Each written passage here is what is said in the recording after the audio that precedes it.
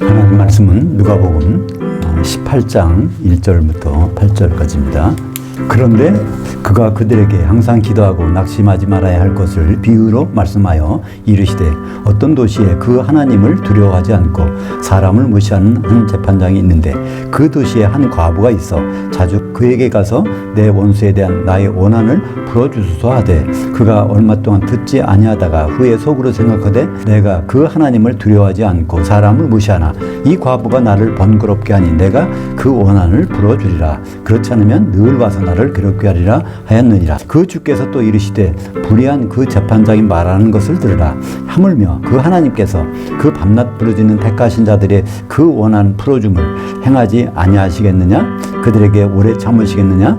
내가 너희에게 이르노니 속히 그 원한 풀어줌을 행하시리라. 그러나 인자가 올 때 그 땅에서 믿음을 만나보겠느냐 하시니라. 이런 말씀 가지고 한국 교회가 오해하는 과부와 재판장의 비유라는 제목으로 말씀을 나누겠습니다. 우리가 기도하면 유명한 구절이 두 가지가 있지 않습니까? 구약에서는 예레미야서 33장 3절 너는 내게 부르짖으라 그리하면 내가 내게 응답하겠고 내가 알지 못하는 크고 비밀한 일을 내게 보이리라. 그리고 또 하나가 이제 오늘 본문인데요. 누가복음에서는 밤낮 부르짖는 택하신 자들의 원한을 풀어주시지 않겠느냐. 반드시 풀어주신다. 그런 뜻으로 알려져 있습니다. 그래서 문제가 생기고 어려운 일이 생기면 반드시 밤낮 부르짖으면 이 과부처럼 들어주실 것이다 라고 생각하고 그와 같이 하곤 합니다. 특히 오늘 18장 8절에 보면 인자가 올 때 세상에서 믿음을 보겠느냐 이렇게 돼 있는 것을 보면 인자가 올 때 세상에서 믿는 자를 보겠느냐 이렇게 이런 제목으로 설교하시는 목사님들이 많고 그렇게 들어왔습니다. 그래서 주님 오실 때는 이 세상에는 기독교인이 거의 없을 것이다. 이제 그런 식으로 해석을 하는 것이죠. 그러나 이 부르짖는 기도가 응답된다 또는 이 세상 불신자 천지라는 그런 생각은 성경을 완전히 오해한 것입니다. 첫 번째는 번역이 잘못되어 있고 두 번째는 또 왜곡을 해서 이것을 받아들이기 때문에 그렇습니다. 사실 누가복음 18장은요 이게 따로 떨어진 것이 아닙니다. 17장에서부터 연결되는 겁니다. 계속해서 연결되는 거예요. 이것을 누가 끊었을까요? 지금부터 한 470년쯤 될까요? 1555년에 프랑스 출판업자가 스테파노스라는 출판업자가 이걸 출판하려고 정리하다 보니까 이것을 장절로 끊어놓는 것이 좋겠다. 그래서 그냥 끊어놓은 것이 이렇게 17장, 18장 끊어놓은 것입니다. 이것은 원래는 17장 30절부터 18장 8절까지는 한 묶음입니다. 이걸 그냥 끊어놓으니까 근데 이걸 따로따로 떼어놓은 거를 두 번째 묶음을 가지고 우리가 생각하다 보니까 주님이 이 말씀을 하신 의도가 전혀 반영이 안 되는 것입니다. 그 전에 장편 영화를 볼 때는 1부, 2부가 있었잖아요. 그죠? 제가 어렸을 때 기억할 때 닥터 지바고라는 영화를 볼 때 이게 너무 길어서 이제 중간에 화장실 갈 시간도 줘야 되니까 1부 하고 쉬었다가 2부를 합니다. 내용이 길으면 그렇게 하는 영화들이 많이 있었습니다. 이것도 마찬가지로 그런 영화를 전편은 안 보고 후편 할 때 시작해서 그 영화를 본다면은 그 내용이 무슨 내용인지 모르잖아요. 그러니까 이것도 누가복음 18장 1절부터 8절까지만 보고 이거를 쭉 이해하려고 하면은 이것을 이해한다는 것은 불가능하고 이해했다면은 완전히 오해한 것입니다. 왜냐하면 이 말씀은 앞의 내용과 가지고 앞의 내용에 대해서 비유로서 이걸 설명해 주신 거기 때문에 앞의 내용을 모른다면 뒤의 내용을 전혀 알 수가 없는 것이죠. 그리고 특별히 누가복음 18장 1절은 그냥 시작하는 것이 아니라 원문에는 그런데 앞에 이렇게 말했는데 그렇지만 말이야. 그래서 이제 그가 그들에게 이렇게 이제 나옵니다. 그가 그들에게. 그러니까 원래 문장에서 그가 그들에게라는 말은요. 그 대명사잖아요. 대명사는 먼저 명사가 있었기 때문에 대명사를 쓰는 거 아닙니까? 그럼 그는 누구고 그들은 누굴까요? 바로 그는 앞에 말씀하신 예수님이고 그들은 예수님의 사도들, 제자들, 그들의 동일한 대상을 놓고 말씀하시는 것이라는 것을 우리는 알 수 있습니다. 11장에서 우리는 마지막에 무엇을 봤죠? 독수리들이 인자가 오시는 곳에 모임당한다는 걸 봤는데 그 상황을 놓고 제자들에게 더 부연해서 그러면 어떻게 해야 되겠냐를 비유로서 설명하신 것입니다. 그러니까 이 과부와 재판장은요, 실제 있는 인물이 아니라 예수님이 비유로라고 말씀하고 계세요. 그러니까 성경에는 비유가 있고 실화가 있습니다. 예를 들어서 거지 나사로와 부자의 얘기가 있지 않습니까? 누가복음 16장에 나사로와 얘기했는데 그거는 비유가 아니라 실화입니다. 그 실명이 공개되고 있잖아요. 근데 오늘 18장 이 내용은요, 앞의 내용을 가지고 제자들에게 앞으로 어떻게 해야 되겠다는 것을 설명하기 위해서 비유로서 말씀하신 것입니다. 그러니까 여기 과부와 재판장은 실존 인물이 아니라 뭐를 비했을까요? 이 과부는 교회인 우리들. 남편이 지금 없잖아요. 과부잖아요. 그리고 재판장은 앞으로 오실 이 세상의 재판장과는 다른 그 재판장. 이것을 이제 마지막 때 이것에 대해서 기억하도록 제자들에게 주신 말씀이 누가복음 18장 1절부터 8절입니다. 그 다음에 누가복음 18장 9절부터는 다른 얘기예요. 다른 사람한테 하는 설교예요. 여기 18장 8절에서 딱 끊어집니다. 그래서 과부와 재판장 비유는 17장에 나오는 독수리들 공중 수거의 후속 강론입니다. 독수리들이 자기들이 날아가는 거 아니잖아요. 지난번 시간에 우리가 살펴보기를 공중이 뭡니까? 공중이 힐라오는 아에르예요. 그럼 독수리는 뭐죠? 아에토스입니다. 그럼 아에르에서 사는 존재를 헬라식으로 말하면 그게 아에토스거든요. 그러니까 아에토스의 복수가 아에토이. 그러니까 독수리들이 누구에게 이끌려서 인자가 오신 실체 거기로 모여지게 되는 그 현상을 말씀하시고 이제 작은 독수리들을 바로 과부로 설명하시는 것입니다. 만약에 헬라어가 우리의 모국어라면은 아에르가 있고 아에토스의 목숨 아에토이가 이렇게 모여든다 그러면 독수리가 공중에 가는 것이 너무나 당연하다는 생각이 드는데요. 주님이 오실 때는 죽은 사람이든 산 사람이든 전부 다 부활해서 영의 몸을 입고 공중으로 올려집니다. 그때 그것에서 벌어지는 일이 무엇일까요? 우리는 보통 데살로니가전서 4장 16절 17절을 읽으면서 공중에 올라가서 주님을 영접한다는 말이 나오는데 그 영접이라는 단어가 사실은 아판테시스, 거기서 대면한다는 얘기입니다. 대면에서 그 결과는요, 영생과 영벌이 나눠지는 그 엄청난 운명의 시간이죠. 그것은 장막절 자리가 아닙니다. 바로 나팔절과 속죄절 자리에서 거기에서 심판이 일어나는 그리스도의 심판대를 누가복음 17장 37절에서 독수리들이 모이는 곳이라고 이렇게 말씀하고 있는 것입니다. 그곳에서 과연 어떤 일이 벌어질까요? 영접과 추방이 벌어집니다. 우리말 번역에는 이 땅에서 데려감을 당하고 땅에다 버려부둥을 당하고 이런 식으로 번역이 되어갖고 예수님이 지상재림 하시는 것으로 착각하게 만들었는데 거기에서는 분명히 실체가 아에르에 오시고 아에토스들이 거기로 모여들어서 공중에 가서 영접받느냐 추방되느냐 파랄람바노 아피엠이 둘이 갈라진다는 것을 지난 시간에 봤습니다. 그러니까 누가복음 17장의 독수리 공중수거와 18장의 과부의 기도 비유는 결코 분리된 말씀. 한마디로 독수리들의 모임을 과부라고 그러니까 신랑을 만나지 못하는 과부라고 말씀하고 있는 것이. 본문은 18장은 1절은 인자의 날 공중에서 주님과 조우할 추방당하지 않고 영접받기 위해서는 이 땅에 남아있는 교회가 과연 어떠한 영적 상태로 기름을 준비해야 되는지를 알려주시는 종말론적 준비 지침서. 주님 오시면 공중에서 심판대가 벌어지는데 그걸 대비하기 위해선 요 과부처럼 해야 된다. 근데 오늘 말씀 특별히 18장 1절에 어떻게 시작됩니까? 그런데 그가 그들에게 항상 기도하고 낙심하지 말아야 할 것이나요. 주님이 그러니까 항상 기도해야 돼. 그리고 낙심하지 마. 이때 요 대상이 똑같은 사람이에요. 마태복음 6장에서 너희는 기도를 이렇게 하라. 너희가 기도할 즈음에는 너희가 있어야 될 것을 아버지께서 다 하셨으니까 기도는 너희 구할 것을 구하는 대신에 이렇게 좀 기도해라. 그것이 너희는 이렇게 기도하라는 거다. 그러니까 동일한 대상에게 말씀하시는 거예요. 그들에게 항상 그렇게 기도하라는 거예요. 그럼 어떻게 기도하라는 걸까요? 주기도문에 나오는데요. 여기 항상 기도하라는 건 똑같은 기도하라는 거예요. 한번 이루어졌지 그걸 중간에 중단하지 말라는 겁니다. 주기도문은요, 현재형 명령입니다. 현재형 명령은요, 그것을 바꿀 때까지는 그대로 하는 거예요. 이렇게 기도를 했으면 그렇게 기도해야 되는 겁니다. 그럼 그 기도도 마찬가지입니다. 18장 1절에서 항상 기도하라는 것은 어떻게 해요? 너희가 주기도문으로 기도해야 돼. 누가복음 18장 1절 제자들에게 다시 항상 기도하고 낙심치 말라고 현장으로 명령을 내리시는, 이 말은 무슨 말일까요? 무작정 개인의 소원을 아뢰는 것이 기도가 아니라는 것입니다. 우리는 참 우리가 원하는 것이 많지 있잖아요. 그걸 아버지 하나님께 계속 이것 보고 가고 저것 보고 가고 그런 기도를 하고 있지만 그런 기도는 아니라는 것입니다.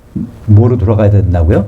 이렇게 기도하라. 이 주기도문으로 들어가야 되는 것입니다. 주기도문의 구체적인 내용이 뭘까요?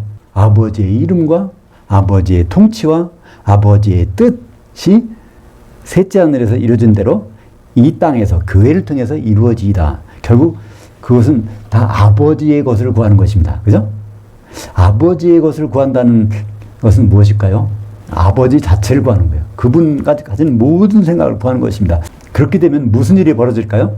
우리가 만약에 하나님 아버지를 전적으로 우리가 구한다면 우리가 벌어지는 일, 우리에게 나타나는 일이 있어요. 그걸 다른 말로 누가복음 11장 13절에 아버지를 구하는 자에게 성령 주시지 않겠느냐. 그러니까 주기도문 자체는요, 그걸 열심히 그대로 기도하면요, 성령을 주신다는 거예요. 성령의 기름을 주신다고 하니까 성령의 기름이 있으면 그리스도의 심판대 가서 걱정할 일이 없지 않습니까? 그죠? 독수리들이 거기 우르르 몰려가는데 그곳에서 반드시 있어야 될 것은 무엇일까요? 성령의 기름인데 그것은 뭐 어떨 때 이루어져요? 아버지를 구하는 자에게 성령을 주신다고 했는데 아버지의 이름과 아버지의 통치와 아버지 뜻을 구하는 그것이 바로 주기도문이니까 당연하지 않습니까? 그래서 오늘 다시 한번 보시죠. 누가복음 18장 1절. 그런데 앞에 말을 받아서 그가 예수님께서 그들에게 제자들에게 항상 기도하고 너희는 항상 기도해. 그 항상 기도는 내가 일러줬지? 이렇게 기도하라고. 그 기도를 하라는 겁니다. 그러면서 그 기도하고 낙심하지 말라는 거예요. 왜냐하면 그 기도하면 성령의 기름을 주실 텐데 그러면 언제든지 공중에 올라가서 만찬장에 들어가니까 낙심할 필요가 없다는 겁니다. 데살로니가전서 5장 19절에 보면 바울은 재림을 기다리는 성도들에게 경고했습니다. 뭐 하라고요? 너희는 성령을 소멸하지 말라. 성령을 소멸하지 말라는 것은 성령을 소멸했다가는 큰일 난다는 거죠. 그죠? 성령을 소멸하지 말라는 것은 데살로니가 성도들이 성령이 충만하다는 거예요. 뭐가 있으니까 소멸할 게 있지 아무것도 없는 사람 소멸도 못 하잖아요. 그러니까 소멸한 충만한 상태에서 유지하라는 거. 그것을 성령을 충만을 유지하려면 어떻게 해야 될까요? 오늘도 아버지를 구하고 내일도 아버지를 구하고 그 아버지를 구한다는 것은 아버지의 이름과 아버지의 통치와 아버지의 뜻이 이 교회를 통해서 이루어지는 것을 구하기만 하면 성령이 충만한 상태가 되니까 낙심할 필요가 없다고 말씀하시는 것입니다. 그러니까 지난 누가복음 17장 30절부터 37절까지 해서 우리는 그걸 들어보면 뭘 생각이 나죠? 추방당하고 영접받고 그런 무시무시한 일이 벌어질 텐데 우리가 주기도문의 방식대로 기도하면 성령이 충만히 유지가 되니까 걱정할 필요가 없지 않습니까? 그래서 누가복음 18장 1절이 그렇게도 중요한 겁니다. 다시 한번 보실까요? 그런데 그렇게 어마어마한 심판 현장이 있지만 예수님께서 동일한 제자들에게 항상 기도하고, 그러니까 항상 기도한 말에는 뭐가 생략되어 있을까요? 내가 일러준 그대로 기도하고 주기도문대로 기도하고 아버지를 구하고 아버지의 통치와 아버지 이름과 아버지 뜻을 구하고 나면 그 낙심할 필요가 없다는 것을 뭐로? 비유로 말씀하시는데 그 비유가 바로 과부와 재판장의 비유라는 것입니다. 여기서 하필이면 왜 과부를 들어서 말씀하셨을까요? 예수님은 우리를 보기를, 예수 믿는 사람들을 보기를 과부로 보신다는 겁니다. 그죠? 왜냐면 사실이잖아요. 과부라는 것은 남편이 죽을 수도 있지만 남편이 세상에서 없어진 사람이에요. 우리 주님은 남편이시지만 세상에서 없어져서 셋째 하늘에 가 계시니까. 그래서 비유로 과부라는 대상인 가장 적절하지 않겠습니까? 그러니까 다시 말해서 우리가 이런 상황에서 누구한테 말할지라도 과부와 재판장 비유 외에 다른 거를 말할 수 없지 않습니까? 우리에게 가장 필요한 것을 과부와 재판장의 비유로서 말씀해 주신 것이 있습니다. 근데 우리가 요한계시록을 읽어보면 요한계시록은 성경의 결론입니다. 우리가 마지막 때 교회의 모습이 어떻게 될 것인가를 요한계시록에서는 누구로? 큰 성 바벨론, 큰 음녀 교회로서 설명해 주고 있습니다. 큰 음녀의 영적인 상태가 어떤 상태일까요? 요한계시 18장 7절에 보면 나는 여왕으로 앉은 자요 과부가 아니라 그렇게 말합니다. 그게 누구의 말이냐면 세상 사람들이 아니라 교회에 모이는 큰 집단 사람들이 바로 예수님 왕으로 오시는 건 필요 없다. 자기들이 통치할 수 있다. 또 세상이 남편이 돼서 너무 좋은데 남편이 필요 없다. 이 고백이 마지막 때 예수님 오시기 직전에 믿는 사람들의 고백인 것입니다. 그런 고백을 하는 큰 성 바벨론과 오늘 나오는 이 과부의 기도가 다르잖아요. 원한을 풀어달라는 것입니다. 원한을 풀어달라는 거예요. 근데 이 원한이라는 우리말 번역은 원한이라고 돼서 원한을 풀어달라는 번역이 되어 있는데요. 사실은 이 단어가 원한이라는 단어가 아닙니다. 원한 풀어줌이라는 단어예요. 원한 풀어줌이라는 단어를 우리말 번역에는 원한이라고 번역해놓고 또 풀어준다는 말을 따로 써놨습니다. 에크디케시스라는 그것은 두 단어입니다. 합성된 겁니다. 에크와 디케시스라는 단어가 합한 건데요. 먼저 디케시스라는 것은 의에서 나온 말입니다. 의롭다는 말입니다. 에크라는 것은 뭐뭐 때문에 그런 것입니다. 그러니까 의가 지금 실현되지 않기 때문에 그런 거예요. 그러니까 그것을 원한 풀어주고 번역한 것입니다. 이 과부가 재판장한테 요구한 것은 바로 어떤 요구였을까요? 아, 우리 집에 양식이 없어요. 내가 좀 이렇게 억울한 일을 당했어요. 이것 좀 해결해 주세요. 이것 좀 해결해 주세요. 그런 것도 있을 수 있겠지만 과부의 가장 큰 원한은 뭘까요? 남편이 멀리 못 들어오고 있는데 그것을 해결해 달라는 것이 이 과부에서 가장 근본적인 목적이 아니겠습니까? 남편을 정말 만나기만 해줄 수 있다면 다른 것은 다 해결되는 것이 과부의 입장에서 해결되지 않겠습니까? 그래서 이 원한 풀어준다는 것은 바로 과부의 필요를 남편을 제대로 받게 해달라는 그 기도가 될 것입니다. 한마디로 의롭게 해주세요 그런 거예요. 의롭게. 성경에서 의라는 것은 무엇일까요? 의라는 것은 정해진 길로 가는 것이 의입니다. 의를 가장 잘 설명하는 것이 요한복음 16장 10절입니다. 성령께서 오시면 이제 죄에 대해서, 의에 대해서, 심판에 대해서 너희를 깨우쳐 주시리라 할 때 의에 대하여라 하면 내가 아버지께로 가니 너희가 나를 보지 못하며 그게 의라는 겁니다. 우리말 보면 좀 이상해 보이죠? 근데 그게 의예요. 왜냐하면 예수님의 일정은 아버지께로 가야 돼. 왜냐하면 거기 가서 오순절날 성령을 보내줘야 교회가 시작되고 그 교회가 준비되면 다시 남편을 결혼하러 오셔야 되니까 그것이 의라는 겁니다. 하나님의 의는 레위기 23장에 나오는 이스라엘 7절기로 나타나고 있습니다. 그죠? 유월절, 무교절, 초곡절, 오순절, 그다음에 나팔절, 축제절, 장막절 이런 경로를 쭉 가는 동안에 마지막에 장막절에 혼인잔치가 이루어진 하나님의 뜻은 그리스도와 교회가 혼인하는 것인데 그것이 경로를 통해서 가는 것 그것이 바로 의고 그래서 예수님은 십자가 지기 전에 제자들에게 말씀해 주신 것입니다. 의에 대하라면 내가 아버지께로 가는 거야. 아버지께서 왔지만 이제 다시 아버지께로 가서 성령을 보내서 그 성령으로 너희들이 한 몸이 돼서 나와 결혼하는 것. 그것이 바로 의라고 예수님은 말씀해 주신 것입니다. 주님은 이 땅에 남아있는 우리들의 교회의 정체성을 한마디로 오늘 말씀 보니까 과부라고 정해 주셨어요. 그죠? 과부. 앞으로 의로운 재판장을 만날 과부. 그 말은 어디에서 적용이 될까 해도 고린도후서 11장 2절에 보면 사도들이 큰 남편 그리스도께 중매했느니라. 중매했는데 남편이 없어졌어. 이 우주에는 안 계셔. 그러니까 과부의 입장이 아닙니까? 근데 그 과부의 입장에서는 어떤 기도를 밤낮 부르짖어야 되는지 자명하게 나오지 않습니까? 오늘 과부라는 것은 이제 이해가 되셨죠? 근데 왜 재판장이라는 말이 나왔을까요? 우리는 앞에서 인자가 나타난 날이라는 걸 봤습니다. 그죠? 인자가. 누가복음 17장 30절에서 인자가 나타난 날이라는 말씀을 쓰시는데 인자가 바로 그 속에 어떤 의미가 있다고요? 재판장. 그죠?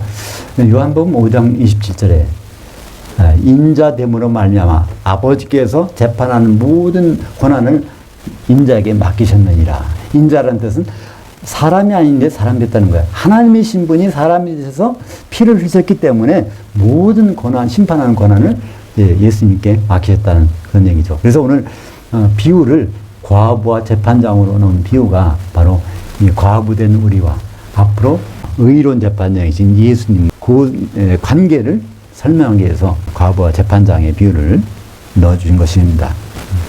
근데 오늘 말씀 중에 가장 오해가 되는 부분 다시 한번 볼까요? 8절을 볼까요? 내가 너희에게 이르노니 속히 그 원한을 풀어줌을 행하시리라. 그러니까 원한 풀어줌을 행하시리라. 그러면 원한 풀어줌이 결국 뭐라고요? 과부 입장에서는 남편을 만나서 혼나게 해주시는 그거를 시간이 지났지만 결국은 해주신다는 그 얘기죠. 그러나 인자가 올 때, 그 심판관이 올 때, 신랑이 올 때 그 땅에서 믿음을 만나보겠습니다. 우리말 번역엔 세상이라고 그랬어요. 그 예수님은요, 이거를 구분하셨어요. 세상과 땅을 구분하셨습니다. 세상은 정말 이 세상이죠. 근데 땅은 무엇일까요? 마태복음 5장 5절에 온유한 자가 받을 상속물이란 말이에요. 바로 교회입니다. 이 세상은 없어져도 교회만은 남는 거예요. 그래서 교회가 공중에 올라가서 주님 만나지 않습니까? 그래서 이 땅은 세상으로 번역하면 안 됩니다. 마태복음 5장 13절에 보면 너희는 세상의 소금이니라는 말씀이 있어요. 그 번역이 잘 됐을까요? 못 됐을까요? 아닙니다. 세상의 소금이 아니라 땅의 소금이에요. 소금은 어떤 역할일까요? 성경에서 소금 역할은요, 정해져 있어요. 소금은 뭉치고 같이 좋아하고 그런 것입니다. 우리 세상적인 소금의 역할은 부패 방지지만은 성경에서 소금은요, 부패 방지가 아니에요. 서로 뭉치고 화목하는 거예요. 레위기에 보면 소재, 가루로 뭉치게 해서 떡을 올려드릴 때 거기에 반드시 들어가는 것이 물론 기름으로 뭉치지만 소금을 넣어서 단단하게 뭉치라는 것입니다. 그래서 소금은 성경에서 화목하게 하는 것입니다. 그러니까 땅에서, 교회 안에서는 화목해야 되고 세상에 나가서 어떻게 될까요? 마태복음 5장 14절과 15절에 보면 너희는 세상의 빛이니. 그래서 세상을 통해서는 빛을 발해서 세상 사람들이 길을 찾을 수 있도록 깜깜한 바다에 배가 어떻게 움직입니까? 근데 등대만 있으면 어디로 가는지 알 수 있어요. 우리 교회의 역할은 그것입니다.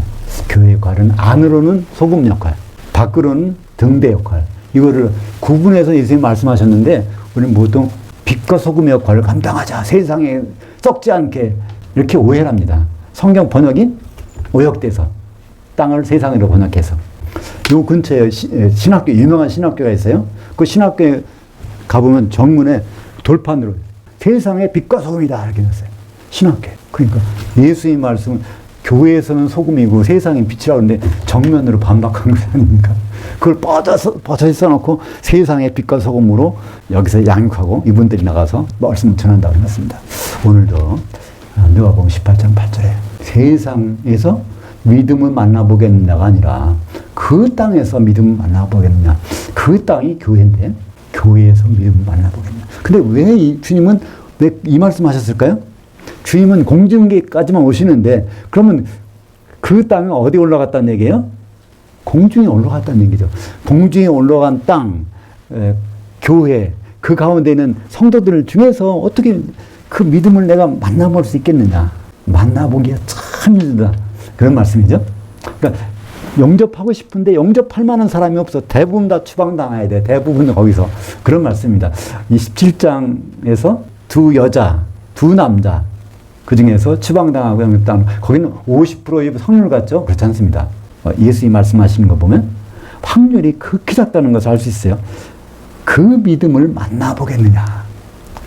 혼인할 수 있는 준비할 사람들이 과연 몇 명이 되겠느냐. 마태복음 22장 14절에 보면 5천의 청함을 받은 자들은 참 많은데 만찬까지 예복 입고 있는 사람은 극히 적으니라 이렇게 말씀하셨습니다. 그렇다면 이 말씀을 통해서 우리는 어떤 교훈을 받을 수 있을까요?